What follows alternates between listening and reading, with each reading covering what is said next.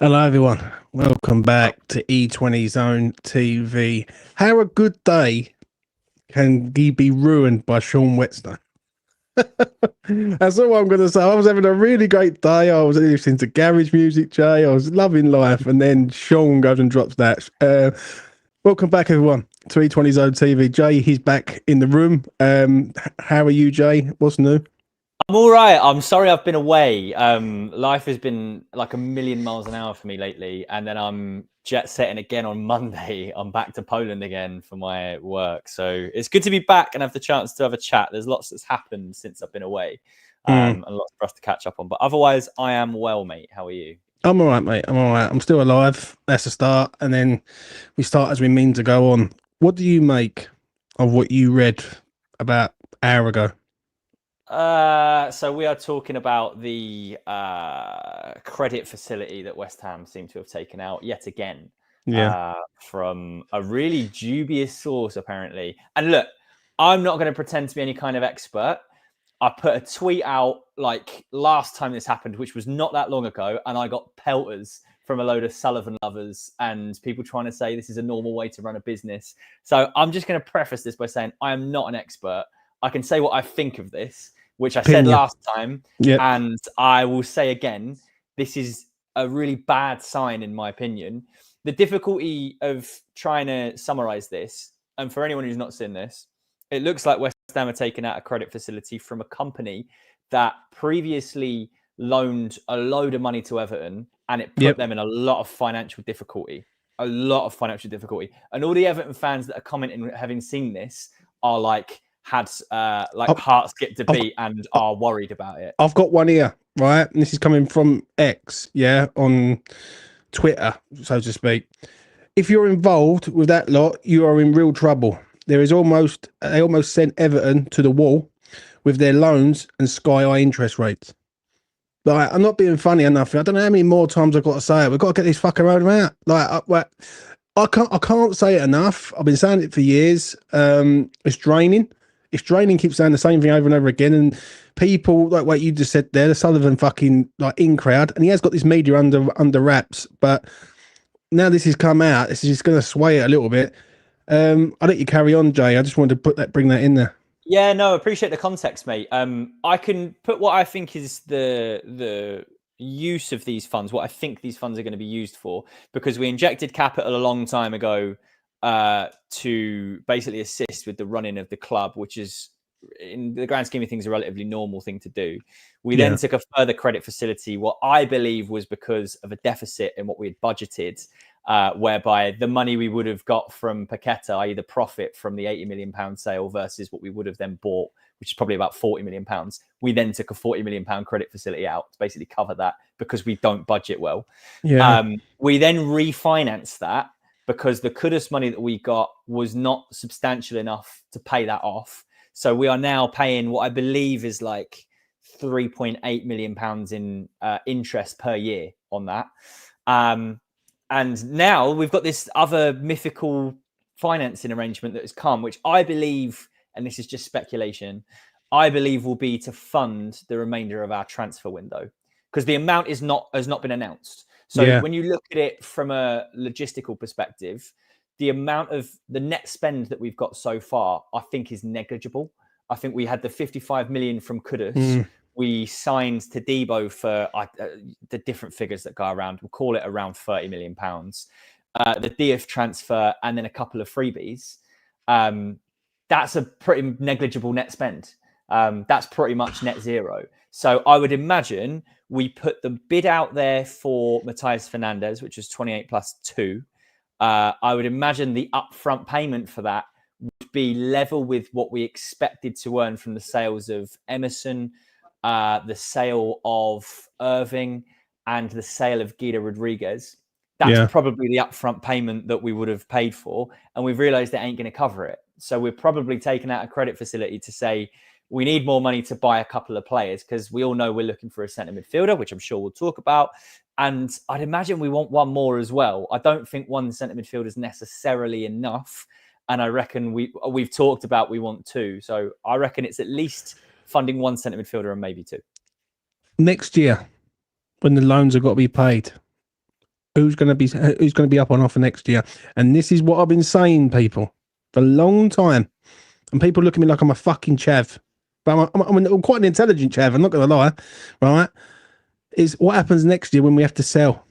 We have to sell a player because the loans need to be paid. Then what? Yeah. This is the difficulty. The previous one is a 12-month credit facility, that £40 million loan. So every 12 months it becomes due, and they'll refinance it for you. But every 12 months, you've then paid net whatever plus the interest, the £3.8 million in interest per year. So this company that we've now taken, that's with Barclays, by the way, which is at like 9-point-something% interest. This is not Barclays. These are proper dodgy people that there's not a lot of information about who this company is. And they put Everton on the brink of going into administration. Like, that's how dodgy they are. So I don't know why we've taken this credit facility. I've just explained my opinions on why we've taken it. But why on earth we've gone to these people is because nobody wants to lend us any money because we've got very little to lend against. And we're already probably maxed out in most credit facilities. So we've had to go to these proper dodgy companies and say, we need money for the rest of our transfer window. So I would imagine... I'm actually disappointed this has happened because I was happy to take the pain in this transfer window that I knew we were going to have to take because of the amount of overheads, because of the cash flow issues. We know we're struggling for liquidity. We know we're struggling for having money to put in to actually buy players. We've got the money coming in next summer for the next Kudus payment. We know we're going to have to make another big sale next summer, which I imagine will be Paqueta. And you would think, fine, if we have a window that we're not happy with, and then it means that we're getting ourselves out of the woods next summer, I'll be fine with it. But it seems like we're going to do the same again, and we're going to take more credit facilities, and we're going to have more problems next summer, and we're going to keep doing this. Now, I look at it like this.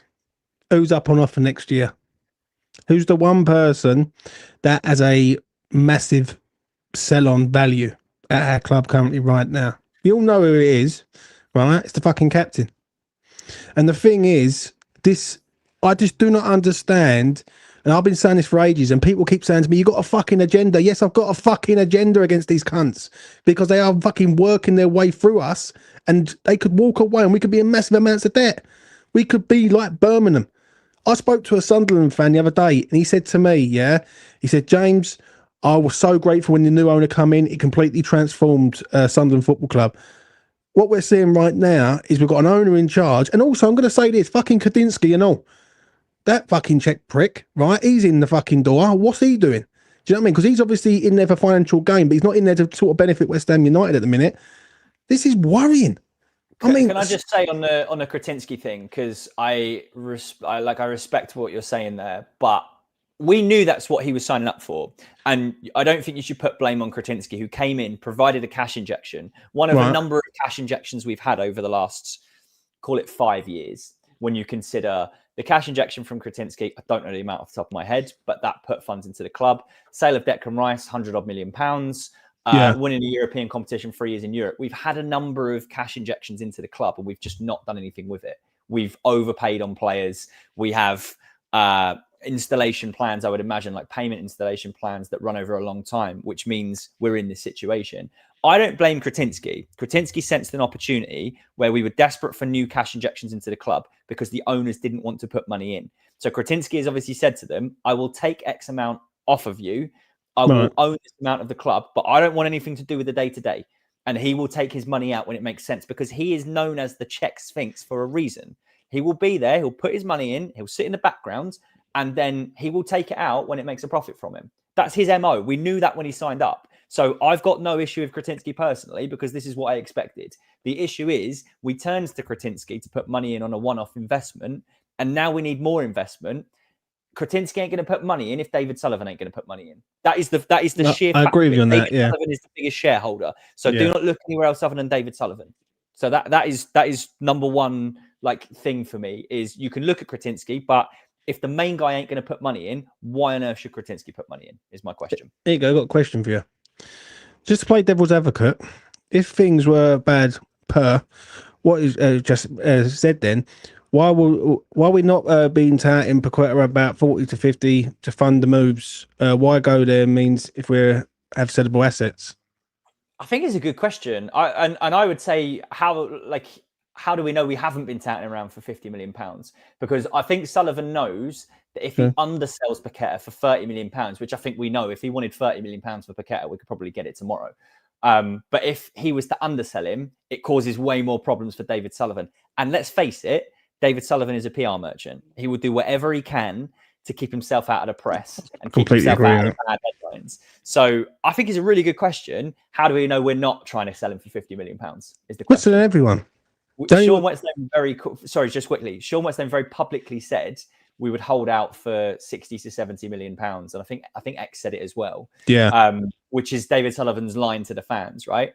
And those of us who are switched on know that he will use those two like in the way that he wants to, and you've got to read between the lines where you can.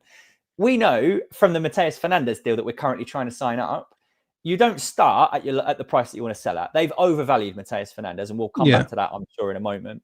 They've overvalued him, knowing that they'll probably settle somewhere in the middle. So what's to say we've not done the same and said we want 60 million for Paqueta, and if we get a £40 million bid come in, we probably look at it and go, lads, you know what? That's pretty tasty, and we probably take it. So it's a really good question from Basic Benny, and I reckon, like, it's again just instinct and just my own thoughts. There's a chance we have been touting him around to try and sell him in the background, but we'll see, won't we?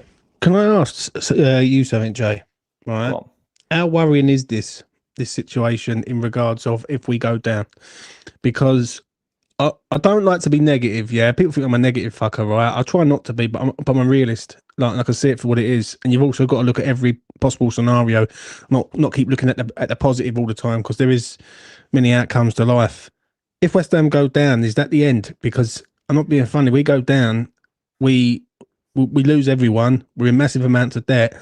This fucker could just sell the club to anyone and walk away. Do you know what I'm saying? And that's the concern for me. It's hard to say, isn't it? Because I'm not like an expert, but you look at the amount of big names that are in the Championship or below the Championship, who have spent big and then had to basically sell everyone to cover themselves off. Parachute payments last for 2 years. If you go beyond 2 years, then there's clubs that get locked in that league or end up going down again, who are the same size as West Ham. There's some huge names there. Look at our opponents coming up on Saturday. Sunderland are an exact example. Big historic club in English football. Were going through it, went through owners like anything, and got relegated twice, and were languishing in League One for a while. Managed to get themselves an ambitious owner who put the right money in, who managed to get them up from League One to the Championship and from the Championship to the Premier League pretty quickly. And you have to get it right in that respect. So it's always dangerous for a club to go down. It would always be dangerous for a club like West Ham to go down. Fortunately, the 2 times that we've gone down in mine and probably your lifetime as well, James, we came back up pretty quickly. 2 seasons in the Championship when we went down in 2002 and 1 season in 2010. But the Championship gets better and better. There's more and more money going into it, and there's more and more big clubs in the Championship. It will be hard to get back out of that league. Now, I'm not going to sit here and say doom and gloom, because the stuff that's going on off the pitch isn't necessarily the same as what's going on the pitch. And I'm sure we'll talk about what needs to be done, what our weaknesses are, where we need to improve upon. I agree with Daz, who's in chat, who says he doesn't think West Ham are going down. I don't think we're going down. I think we're going to struggle. Don't get me wrong. I think we're in for a season of pain again, but I don't think we will go down. I think the 3 promoted teams have got a huge, huge task on. And I think there's other clubs like Brentford who've changed their manager and lost some good players. Wissa potentially out the door as well. They're going to struggle. Wolves, you never know what they're going to do. I saw an interesting take on Everton about, are Everton actually going to pull it out of the bag this season? I think there's a lot of clubs in, like, when you take the 3 promoted teams and probably us and 2 others who are going to potentially struggle, I think there's enough where West Ham will probably be safe. But in answer to your question, yes, it would be pretty disastrous if we go down, but I'm hoping that we don't have to live to find that out. Before we move on, what do you think Sullivan's trying to do with all that? Just not use his own money? Because what it feels like to me is he's running these debts up. Really, like, how must they sort of buy a look at that deep down? Like, seeing the club riddled with all their assets have basically been snapped up, and like they've got no liquid cash. Like you said it in the WhatsApp group, like there's no like liquid cash there. Like, what are you saying on that? It's dangerous, mate. It certainly doesn't paint a very good picture to any prospective buyers, which is why, and there's a lot of conversations going on about, is Sullivan getting ready to sell? I don't think he's getting ready to sell, mate, personally. if he was getting ready to sell, he'd be getting these loans cleared off, and he'd be getting the club into a healthier financial position. But couldn't he take that out? Couldn't he take that out with the sale and say, right, and just lower his asking price? So say, for instance, the club's in 60, 70 million pounds worth of debt, he can just lower the fee down and say, right, as long as you clear the debt, then that's it.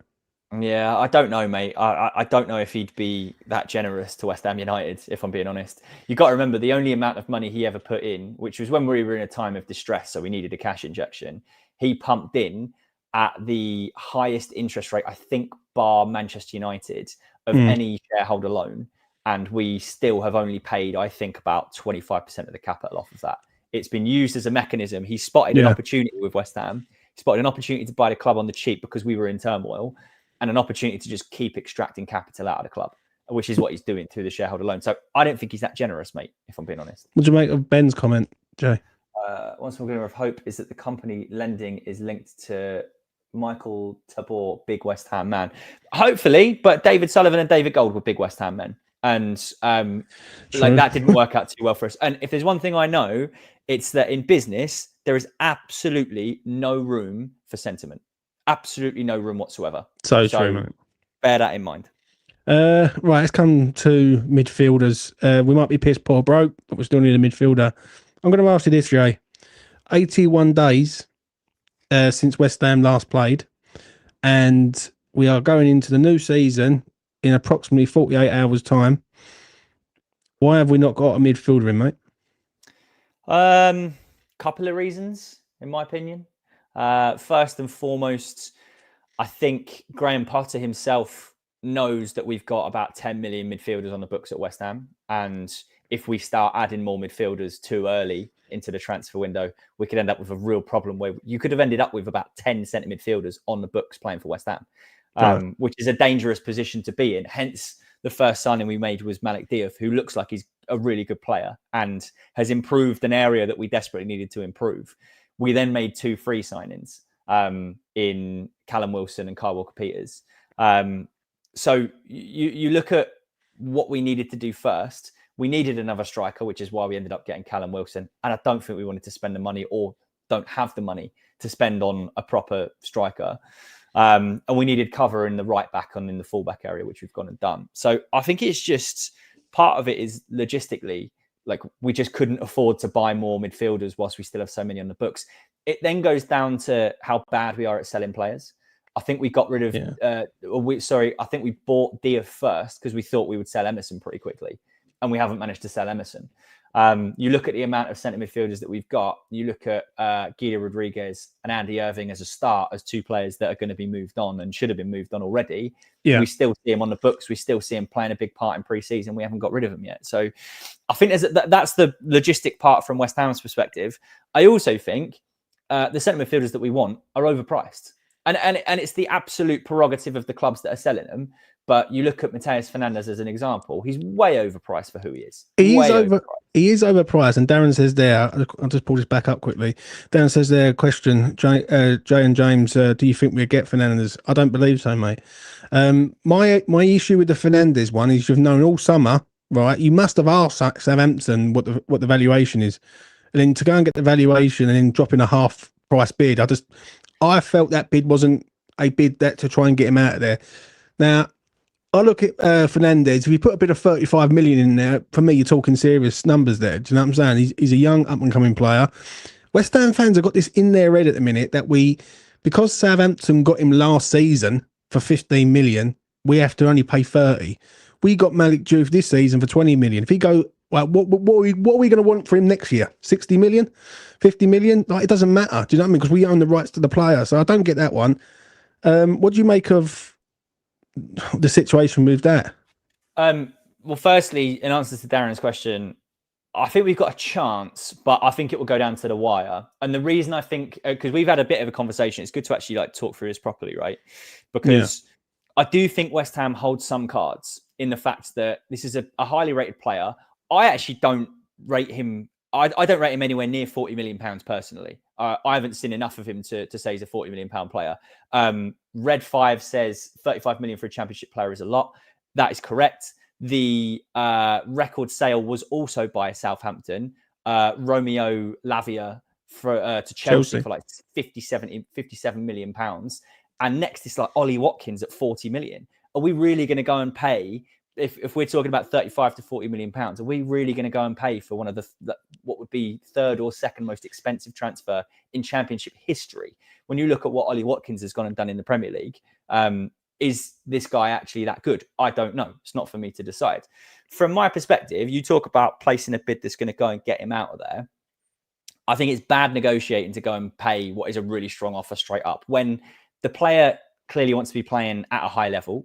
If you believe what you read, and what I've seen is that he wants to play for a club in Europe or a good Premier League club. We are going to be low down the pecking order as far as his decisions are, if there are other clubs that come in for him. At the moment, in terms of the cards that we hold, we're the only club that's made a bid for him that we know of.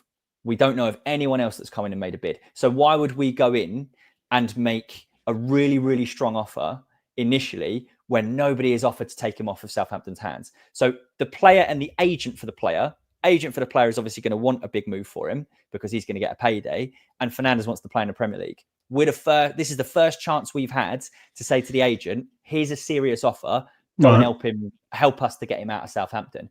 The waiting game we're going to have to play, because we are not going to be top of the pecking order whatsoever, is we're going to have to wait until closer to the end of the window and see if anyone else comes in for him.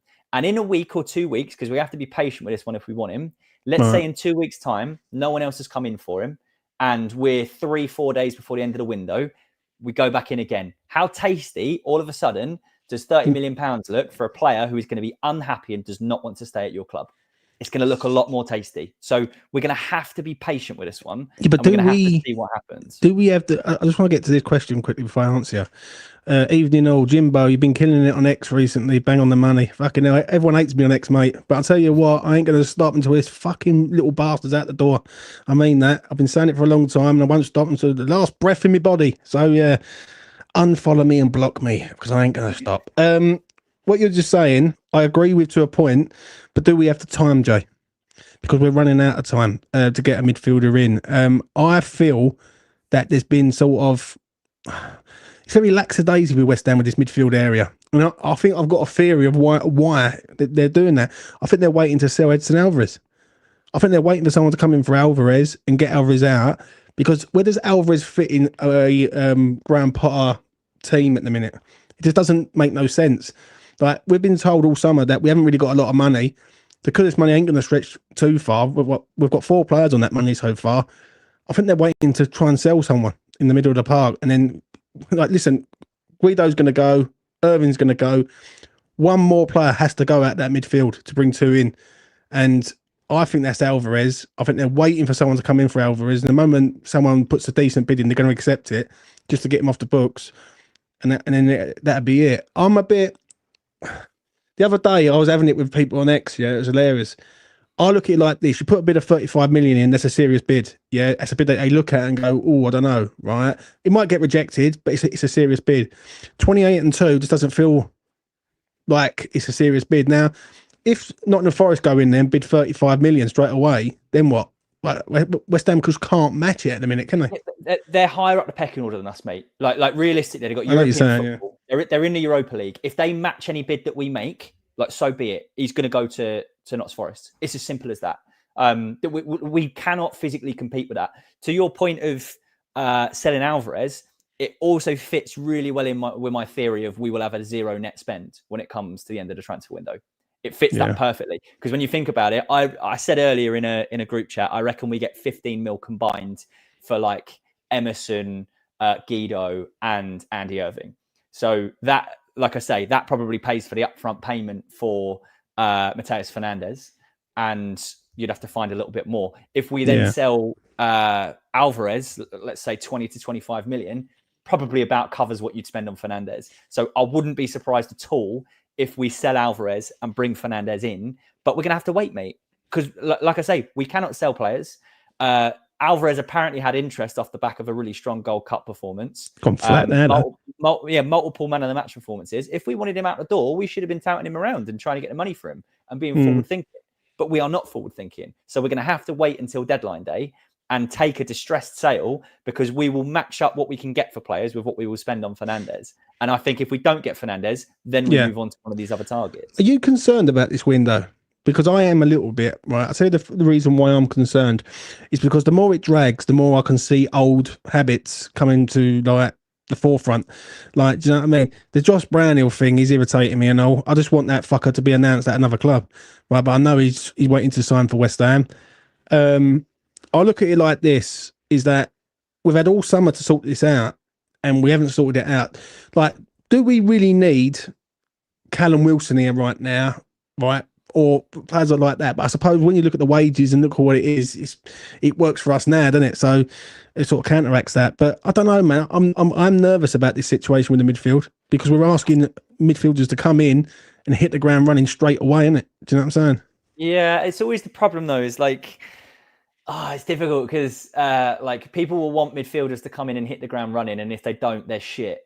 If a manager decides that we're going to like slowly bed someone in and give him the chance to adapt to the Premier League, then we're taking too long to bed them in. Like, it's kind of a lose-lose situation in that respect. I think in answer to your question, am I worried about the midfield situation? Am I worried about the transfer window? I think I'll be a little bit worried if we don't sign a single midfielder. I've said all along, we need someone with creativity in that midfield. Right. I do think from what I've seen, and do forgive me, the games in the US in pre-season were bang on when I was going out, and I was hammered drunk when I watched them. So one of them, you was hammered drunk. I was doing the fucking afterthought at like 2 a.m, and you come on and you were smashed, mate. So yes, I do remember when you were smashed. But listen, people, I'm here. I'm committed. I'm committed to this fucking club, mate. You know what I mean? So there you go. Go on, Jay. So I haven't seen a huge amount of pre-season. What I have seen, I've liked the look of Potts and Paqueta together. They look like they're starting to link up well. It looks like we're going to free Paqueta up, a little bit more to like get a bit further forward, play a bit more of a free role, which we know that he likes. So I don't think I'm concerned. I would very much like to see another creative player come in and play Potts, Paqueta and creative player. And before anyone turns around to me and says, that midfield gets ran through, we're playing 2 banks of 3. 2 banks of 3, you can afford to have a Potts and then 2 creative players because you've got 3 centre-backs behind them anyway. So you've got plenty of numbers in the centre of the park. And when you set up in 2 flat 3s, it ain't going to be blockbuster. And you're going to need 2 creative players to actually make something happen. So I'm not worried yet, mate. There's still 2 weeks. And I think we're in the situation where we're going to have to go out looking for bargains. We're going to have to go out looking for deals in the last couple of days or on deadline day. So I'm still fairly relaxed. I'm probably in that stage at the moment where I've been so happy that West Ham have been gone for a while. We've won a few games in pre-season. I know pre-season means nothing.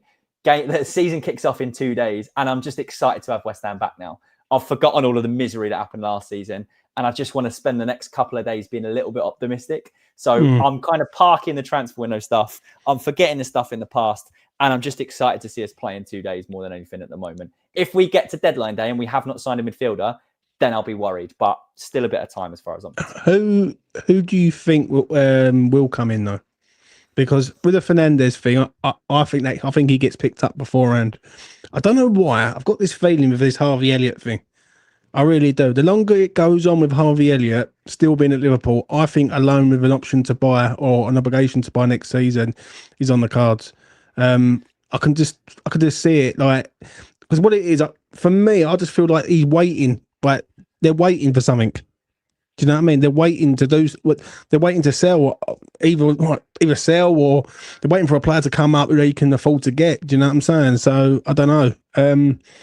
I think it's going to be an interesting one. But right, we will talk about Sunderland because obviously I haven't got your thoughts on that. But I just want to put this across to you, Jay. All right, if we sign a midfielder, who comes out? As in who doesn't play? Yeah. I think it's probably Potts to start with because he's younger and because he's not got Premier League experience. So I think, and I see the James Ward-Prowse chat starting in chat.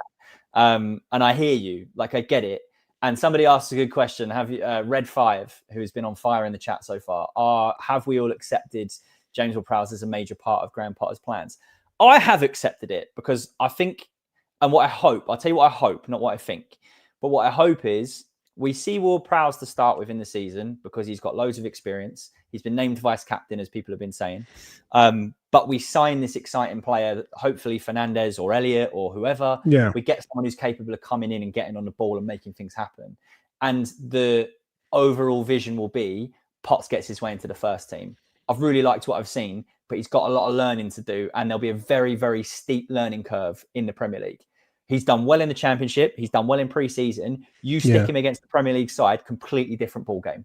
And he will remember when Declan Rice made his first start under Manuel Pellegrini away to Liverpool, and we got slapped 4-0. We got hooked at half time, and he got dropped the following week. So you look at Freddie Potts. You could chuck him in against Sunderland. He could have an absolute nightmare. You could shoot his confidence, and then you've got to rely on James Ward-Prowse for longer. So I think the long-term vision, or I hope the long-term vision will be, you start with James Ward-Prowse in the midfield because, look, people can give him shit all they want. He's reliable. You know what you're going to get. He keeps the ball. He turns it over. He keeps possession. He keeps the ball moving. He's not exciting. He's not anything to write home about, but he'll do exactly what you need him to do. And he has got a good set piece on him. So he serves a purpose in the short term. Once we then make that signing, probably once we get to the international break, and Potts has come on a couple of times and got used to how physical it is, then maybe we start seeing him transition to a Freddie Potts in midfield. But just get used to it. Like James Ward-Prowse will play. He's not going to be exciting, but he will do what you need him to do. So, and people say British noob, he's reliable at passing backwards. Mate, that's a big part of a possession-based style. You've got to keep possession. He ain't going to play incisive balls through the lines because he's not capable of doing it. Paqueta's the only one who's capable of doing it. So it will be him who gets a lot more freedom to try and do that, but he'll keep possession. If we're going to have 50 to 60% possession in games, which is what Potter wants, in the short term, you're probably going to need Ward-Prowse in the team. If not, you'll see Souček in the team, and you'll see Souček get further forward, and you'll probably see Paqueta and new signing, or Paqueta and Alvarez instead of Potts to start with Souček. Fine, like I said, we're going to have to take some short-term pain to hopefully realise Potts and new signing is the vision in the medium to long term. I don't agree about taking Potts out unless he has an absolute fucking howler in the next 3 games. I'm hoping that Potts hits the ground running fast, but when I say hit the ground running fast, I want him to do well. Yeah, but I don't want him to be fucking literally thrown to the fucking wolves and he's just completely destroyed and his confidence is destroyed.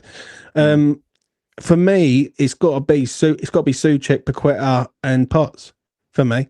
Like, because Souček's the only one who's going to score the goals along with Bowen and Forkrug. Who else scores the goals for us? Paqueta don't score no goals. Potts hasn't scored no goals for West Ham, right? And then the back 5, right, don't score no goals. So we need goal threats in this side, and Thomas Souček does that more.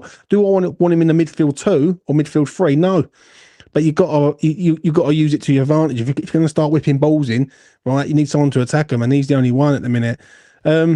Listen, the James Ward-Prowse thing is an interesting one, yeah, but is Potter's hands fucking tied because he hasn't got the money to go out and get the players he wants? That's another question that needs to be asked.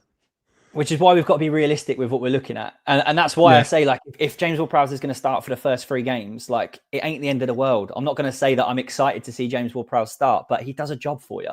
And sticking experience next to a youngster, if we do see Potts, Paqueta, Ward-Prowse to start with, it's been a good thing. You stuck Cresswell next to Ollie Scholes at the end of last season, and look how much you watched Ollie Scholes improve just by having an experienced head next to him. And people don't give credit enough and give enough weight to the fact that having that experience and someone who is willing to coach younger players is really important in the squad. So I don't want to see it long term, but if you see it short term, you see it for the first 3 games, like, so be it. Absolutely, so be it. This comment here, Souček is crap, but does score 1 in 4, so it keeps him in the job. Listen, Souček's only a fucking option we got. You tell me who's scoring the goals. And I say it openly right now. People tell me who's scoring the goals. Bowen can't do it all on his own. Right? Nicholas Forkrug can't do it all on his own. So we need goal threats. Right? That's one thing with this club at the minute that we lack is we lack fucking goal threat. Like, do you know what I'm saying? And we need, 1, we need pace. 2, we need a goal threat, and Souček's a goal threat at the minute. So yeah, let's get this man in and see what he's got to say for himself. James, take it away, mate. What do you want to say? Listen, I don't want to be, I don't want to piss on anyone's cornflakes, right? But please don't. The fact of the matter is we have got the worst midfield in the fucking world. James Ward-Prowse ain't good enough. Souček ain't good enough. Alvarez ain't good enough. and that's how we're going to start the season. And there's a very, very strong chance that we will not sign anybody, and we're going to be lumped up with players. It's all right. It's all well and good. Everyone saying, yeah, James Ward-Prowse, he keeps the ball recycled. He passes it side to side and backwards. The problem is you don't win football games if you don't score goals, right? And when people say the club is skint, I agree. The club is skint. They are. But like I said to you the other day, people need to start going to that stadium and singing songs directly to David Sullivan. Yeah, Like I but said, I put it in the chat James, earlier. yeah, but Go James, on. right? I'm going to say this to you, mate. Yeah, I can come Go on on. this platform. I can shout it from the rooftops. I can shout it on X. We can't do it on our own, right? And the issue is I understand what you're saying about that midfield. I get it, right? And I'm with you 100%. But where's the Yeah, no, owner we've got to use investing? them. I get that. Yeah, We've got to that's use them because that's what we've got. But if it was up to me, I'd keep Potts, I'd keep Paqueta, and I'd probably go with Souček because James Ward-Prowse, I just think he's useless. Absolutely useless. I know he takes a good free kick, but that's about his limit. Like, listen, I said to you the other day when we was playing them games in America, he didn't make any forward passes. If you don't, anyone can play sideways and backwards. It's easy. It's easy. yeah. You know, you can have someone with a little bit of footballing brain who will go, right, I can see someone making a run down the left wing and be able. Everyone remembers Ian Bishop, right? They used to say that Ian Bishop had a golf bag full of shots, not shots, passes, where he could pick you out anywhere on the pitch. He'd pick you out with a pass. So all John Moncur had to do was go sideways, do his famous Cruyff turn, give the ball to Bishop. Bishop finds the player. It was very simple. These people are being paid 115 grand a week, and you can't make a forward pass. I mean, listen, people need to take their claret and blue tinted spectacles off and realise how much shit that we've actually got in this team. I don't want to be negative. I want to be positive because I've loved the club for 40 odd years. But the problem is, I'm finding it very, very difficult to be positive and optimistic over a team that it's just not there, is it? I Come on, understand you've what got to be I realistic. understand what you're saying. Don't get me wrong, I do, but I don't blame Potter in this situation. No, Right? it's not Yeah, Potter's fault. yeah. No, Right. I not at don't, all. and I'm gonna hand it over to Jay and let Jay sort of land on anything he wants to say. Right. But I don't blame Potter in this situation. He's trying to use the best players that he's got available. Do you know what I mean? He's turned, and this is the thing. I'm going to say this quite openly. People keep knocking Potter. Yeah, the start of play is a bit iffy, but if he can get this right, then we will look better with the players that he's trying to get. With your Dioufs and your Hermansons and all that, you're going to look better as you go through the team. Yeah. No one mentions about him integrating Freddie Potts in. And they've been crying out for fucking integration of youth players for years. And Skulls, let's not forget Skulls and all. Right, his first game, Potter, sorry, right? Skulls, Villa, away, straight away. And he was loved for that.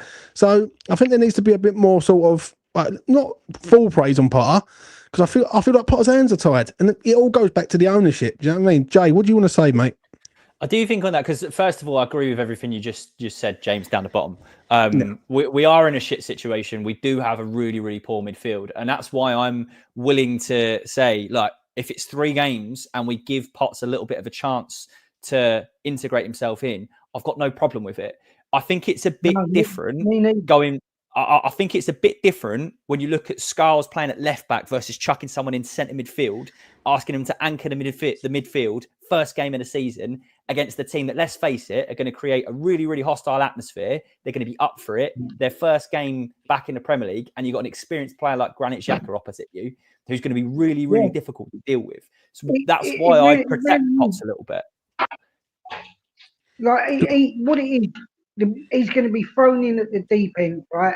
And you won't really be able to see how good a swimmer he is until 3-4 games have gone past, right?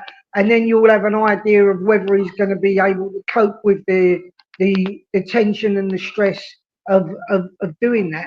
But like I say, he's not really the worry for me. It's like James Ward-Prowse, Souček, you're talking about people, no pace. Paqueta, a little bit different because he has got the skill in tight spaces to get out of it and move the ball on. And I'm also like, you know, look, we've got to face the facts. Graham Potter is one of these pragmatic, slow build managers. He's not like a Pardew who used to say if you ain't got the ball forward in 5 passes, you ain't going to score. Potter likes to go a bit slower than that. But the thing is, he does need to be backed. And you've got to, like James said just now, you've got to look at the ownership. Like if they don't give him the money to get the players that he wants, we're in trouble. Like we really, realistically could be in trouble. Look, I want to win more than anybody. Trust me. When I sit here watching the games on a weekend or in the evening, you know, I want to win more than anybody. And if we score a goal, I'm like a fucking raving lunatic. My old woman will tell you, I'm up off the chair and screaming like. But the thing is, you lose. I wouldn't say you lose the passion because the passion is there. The passion's there from the fans, right? The fans love the club. We are not David Sullivan. When like people say, "Oh, David Sullivan, West Ham," he ain't a West Ham man. He I ain't a understand West that. Ham man. I understand. He really ain't. I understand Like what you're we saying, love mate. the club. We Yeah. do. We're the ones. We're the ones that love the club. We've loved it. Most of us from, you know, either your dad got you into it or whatever, or you come from the area.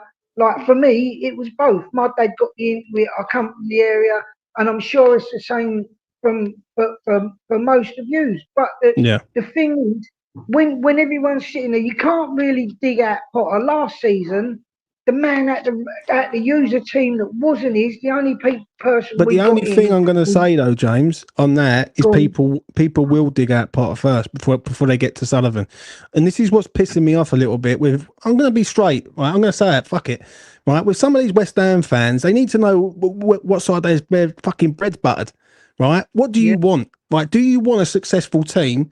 Or do you want to just sit here and keep going, oh, you know what? This is the West Ham way, right? Mid-table. Fuck all that bollocks, right?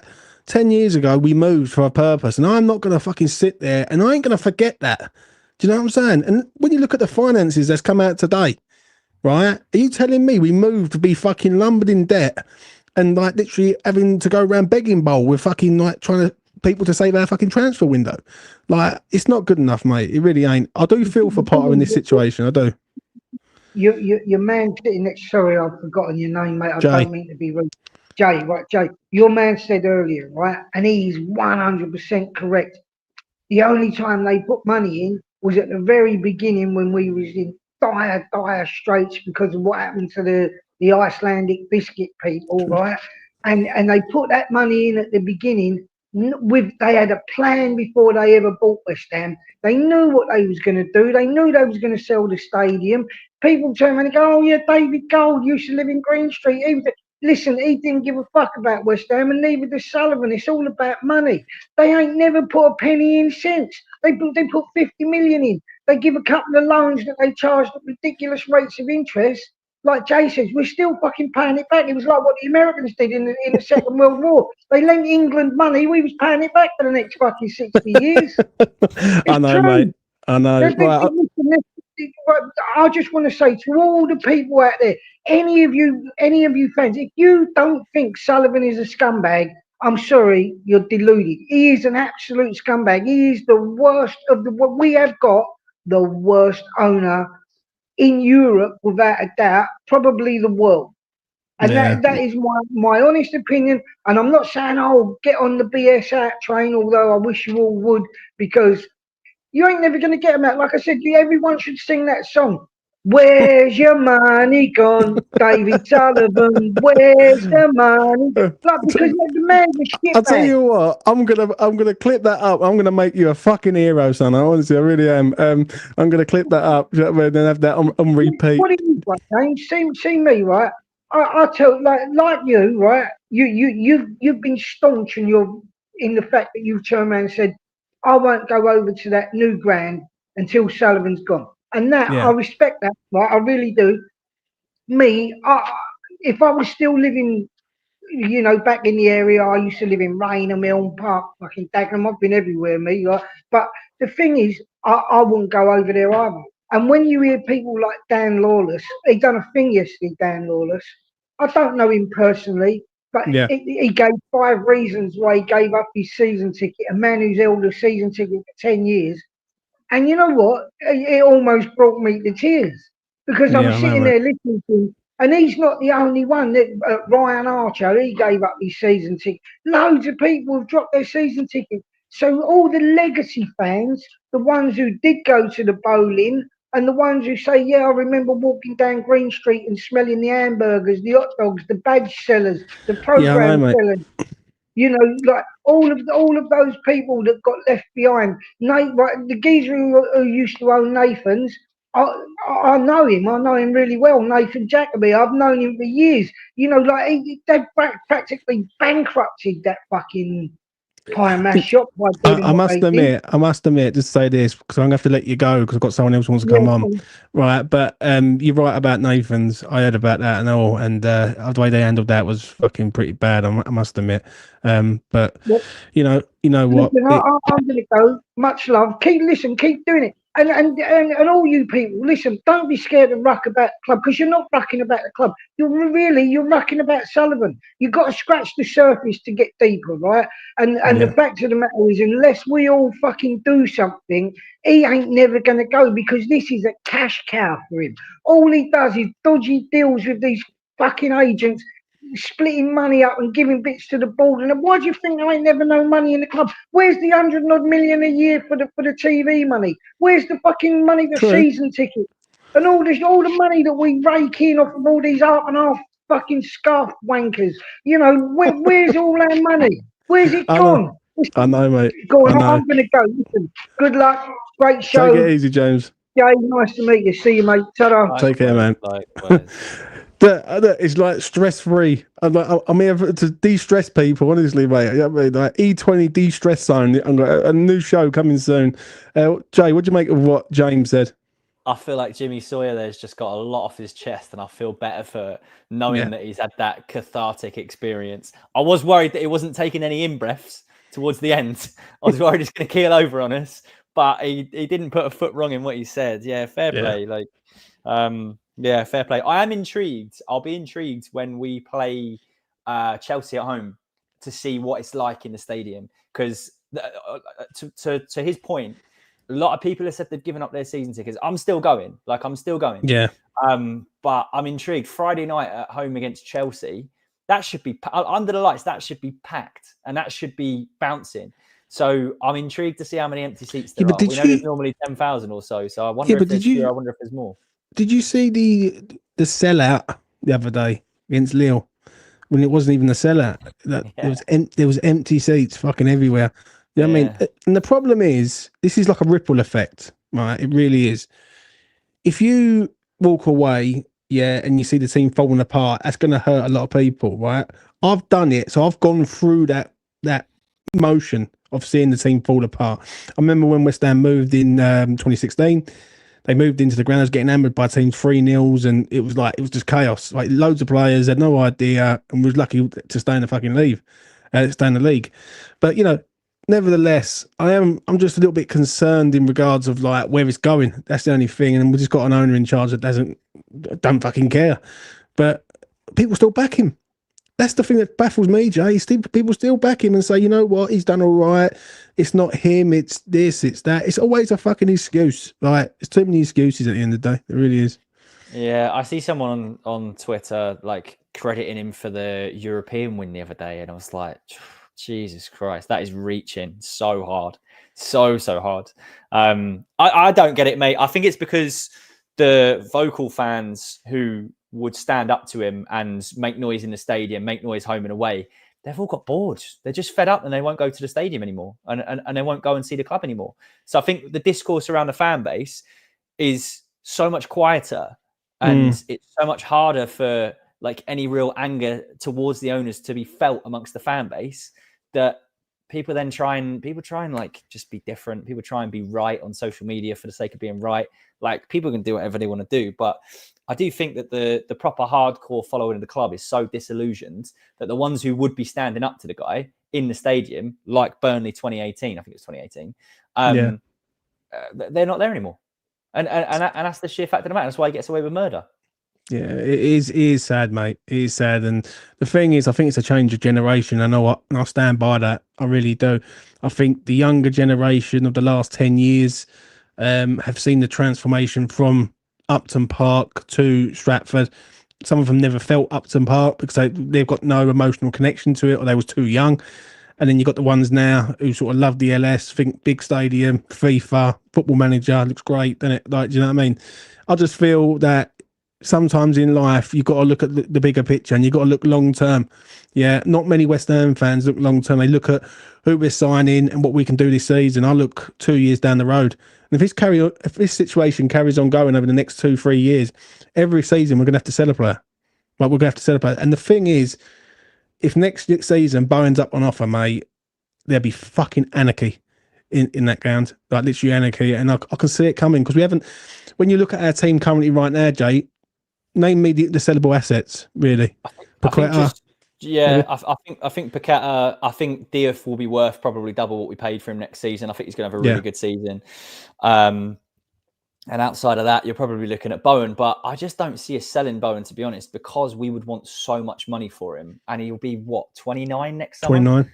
And I don't think anyone's paying the money that we'd want for him for a 29-year-old. We'd want like 100 million quid, and just no one's. But do we sell him? Just for argument's sake, do we sell him if we need to sell him? I.e., do we go, well, how much he worth? If we can get 80 mil for him, then 80 mil's not a bad chunk of change for a 29-year-old. I think if we do, we know we're in serious shit. If the day comes when we're selling Jared Bowen for less than £100 million, then we're in serious shit. Which I'm not saying it's like impossible to see next summer, but I think if that happens, we'd have to be in some serious financial difficulty, because that is the ultimate betrayal of the fans. Our talisman, our best player, like there is no chance that we should be selling him. So yeah, if we see it, I think there's serious problems. One thing I'm going to say is Sunderland. Obviously, my preview's coming out tomorrow morning, so check it out there. I'm going to get your thoughts now on how you see this game going before we come towards the end. What are you saying? I think it's going to be an interesting one. I think it's going to be difficult. Some of the points that we just said that I won't go over too much. I think the midfield conundrum is going to be interesting to see how we solve it. Do we chuck young Freddie Potts in straight away? He's had a good pre-season, had a good season in the Championship, but as I mentioned, completely different jumping in a Premier League game against Granit Xhaka. Be interesting. Excited to see Diouf play his first Premier League game. He is a lad who looks born for this league. He looks born for exactly what West Ham wanted. Looked comfortable getting forwards, really suits a back five. He's got devilish delivery into the box, and Fulkrug and Bowen look like they'll feast off of it. So I think that's where we'll catch them vulnerable. Those diagonal balls from wide in behind the defenders to Bowen and Fulkrug, I think that's where we'll hurt them, because that's where we've had the most success in pre-season. So that'll be interesting. I've still got my doubts about that back three. I think they are all not good enough. They all need to seriously pull a finger out and improve big time this season. The jury will be out on Aged. It'll be his first game back at West Ham.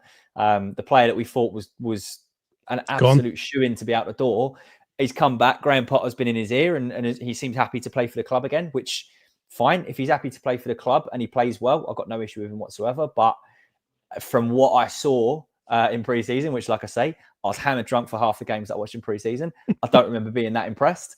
Kilman, I don't think has been that impressive. Tadibo, I don't think has been that impressive. So I think we'll be vulnerable defensively. The way I see the game panning out, I think they will come flying out the blocks at us, and we'll be backs to the wall for the first 20 minutes. I can see them scoring first. But I think our quality and our ability will shine through eventually, and we'll score as well. I think 1-1 for me. Can we push on and get a second and win a game 2-1? I don't know, but I do think we're a lot better than them on paper, and I think we'll be a lot better than them on pitch. You've got to remember the last thing as well that I'll say is they are a team that has been put together this summer. They have not played together. So this is not only a promoted side, they've bought a load of players. What have they bought? 10 players, if not more. And they're going to have to just gel straight away. And we know that it doesn't work like that. So I think it'll be 1-1, and there's a chance of West Ham nicking it 2-1, but we'll see, won't we? Red 5 says, question, James, can I come on the next show, if possible, so I can get my ducks in a row? I've got a few observers to discuss. Cheers. Anytime, mate. The link is always in the chat. Anytime that you want to come on, and that goes for anyone who's in the chat right now. If you want to come on, have your say. That's what the title of the show is. Have your say. So come on, have your say. Simple as that. Jay, I'm going to ask you two things. Who's going to be flop of the season for you? Oh, that's an interesting one. That is an interesting one. I am going to say John Clare to Debo because I just don't think he's going to kick on like he should do. I can give him a season to get used to the Premier League. We know what his weaknesses are, is that he is weak as piss and he just switches off. Technically brilliant, but it ain't good enough to be just technically brilliant as a centre-back in the Premier League.